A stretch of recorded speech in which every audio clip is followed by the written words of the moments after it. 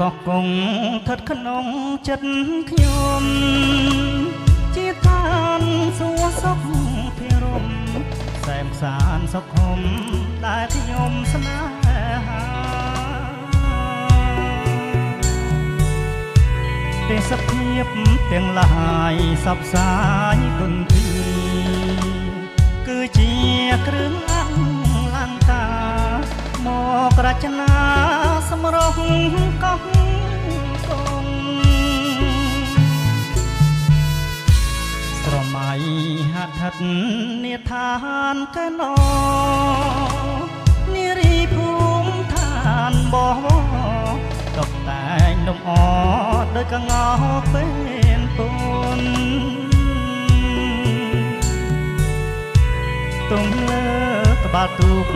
ដ៏សមត្រើងទ្រង់សក់វែងរលើបរលងទាំងផោផងដោយការហរីជាប់ចិត្តកយគុណអរុណរៀងរាំងទូកមានដេដាកំរងប្រទេសទេសភាពមើប្រពៃជាប់ចិត្តកយគុណសាយន្តសម័យប្រឡករលិចចាំងរាស្មីដូចពេជ្រឆ្នៃរាជនានារីស្លៀកពាក់ឆ្លុះពណ៌គ្រប់យ៉ាងអង្គុយក្រោមតាមសងកាងសំអិតសំអាងងូតទឹកដ៏ថ្លាខ្លះស្លៀកពាក់ខ្លីអើស្ដាងសង្ហាខ្យល់ផាត់មកប៉ះកាយាជួបនេត្រាបុប្ផាកោះកង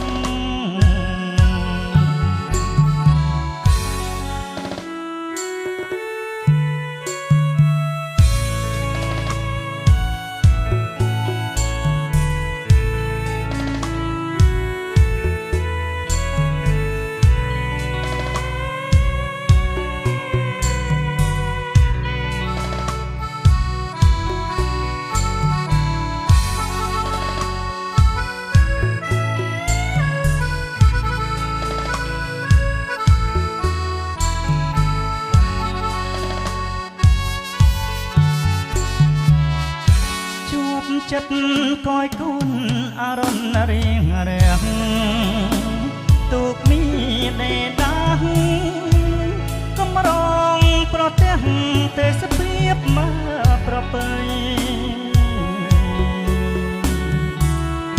ជាប់ចិត្តកយគុណ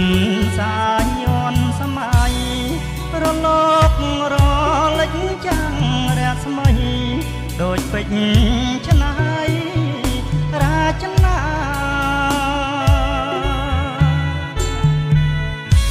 នារីស្លៀកពាក់ឆ្លុះពណ៌គ្រប់យ៉ាងអង្គុយក្រោមតាមកងកាងសំអិតសំអាងងូតទឹកដ៏ថ្លាខ្លះស្លៀកពាក់ខ្លីអើស្ដាងសង្ហាខ្យល់ផាត់មកប៉ះកាយាជាប់នេ